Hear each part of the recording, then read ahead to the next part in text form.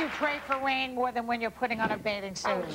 But our next guest says that there are secrets you could use, to make sure you always look great in your bathing suit. And I cannot wait to hear what they are. Please welcome the author of Teen Beauty Secrets, Diane Irons. Diane, if God wanted us to wear bathing suits, he wouldn't have invented cellulite.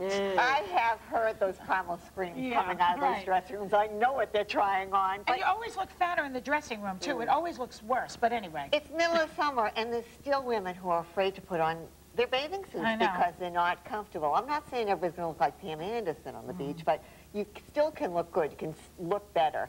And the first thing that you should do is get a size larger. So many people are married to their size, and they just need to go up a size so that they can move around.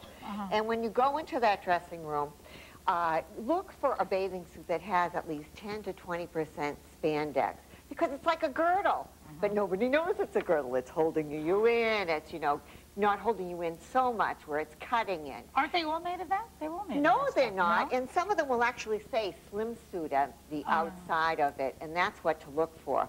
Also, before you leave that dressing room, bend down, reach up. If anything comes up, or you are showing more than you want to show, then it's not the right bathing suit for you. Then it's not the right size. Okay, all righty. All right, but to look good in a bathing suit, you have to have nice skin, and you have to have all the other attributes. And you want to make sure that you exfoliate the skin to get the top dull layers off. Don't go out and spend a lot of money for an expensive scrub. All you need to do is use your own regular old bath gel or whatever you have around, and then take a little brown sugar and mix it in. You've made a very expensive exfoliating scrub for pennies. And it's the same darn thing. And when you're putting it in, use a vegetable brush. Vegetable brush is my favorite kind of brush, rather than a loofah or an expensive brush, because it gets right into those nooks and crannies, gets all the debris out. Get this at a grocery store, get it at any type of houseware store. Okay. So now we want to shave, and everybody thinks, oh, I'm just going to shave. There is a technique, there is an art to shaving. And the first thing that you want to do is not shave immediately in the morning. Your skin is puffy, and it's hiding the hairs.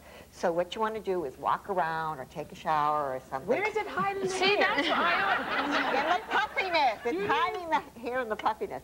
And what you want to do is you want to get a new razor so that you won't get irritated skin. And I prefer to use almond oil rather than shaving cream. You're going to smell like a big cookie at the end of this, aren't you? Then you want to eat yourself. Delicious. But you know why? Because it doesn't clog the razor, number one, and it allows the razor to go smoothly over, so you'd be less apt to get. Do you shave your armpits with that almond oil too? Everything. Really? All over yourself.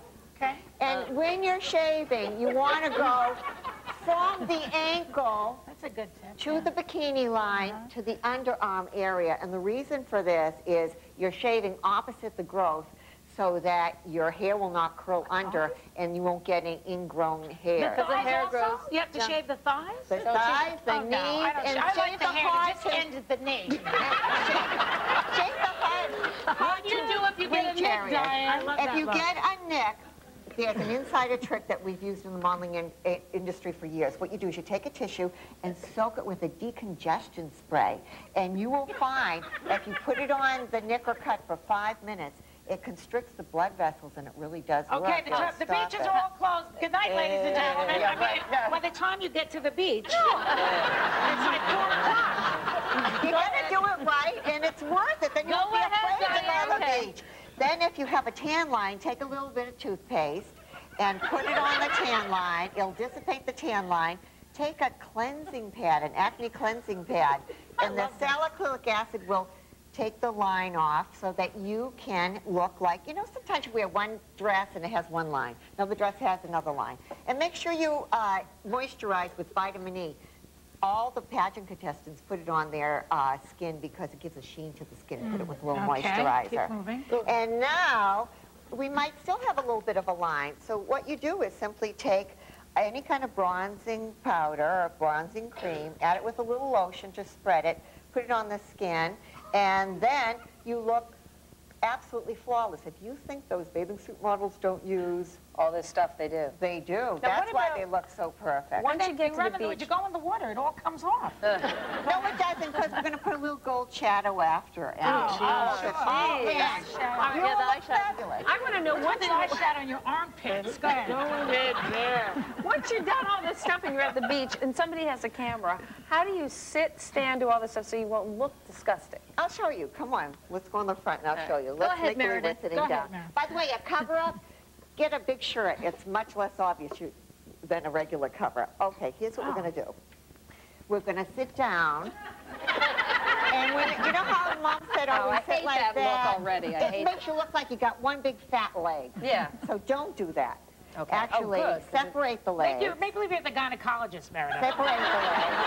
And don't cross your legs, because if you... I guarantee it'll work flattering men. Don't cross your legs, because that's presses the cellulite, and that's when the tabloids take your picture, you know, when they say, here's the cellulite. But don't, and when you're standing, here's what you want to do. You want to stand at an angle and get a kid. Get a kid and just put him on your side, and you'll look 10 pounds thinner, because it'll create a little angle. Any kid, just borrow one. Okay. That's how you have to do My it. suggestion is that you fry some chicken and serve macaroni and cheese. It will be all right. You're going to look better, and you'll feel better, let me tell you. Diane, I'm not sure we feel better, and I hope the men are picking up these tips also, because they have to shave and spritz and almond and use vanilla on your whatever. Thanks to Diane Irons. Her book is called Teen Beauty Secrets, and it's available in stores now. Run out and get it. For more information on anything we've talked about, check out our website.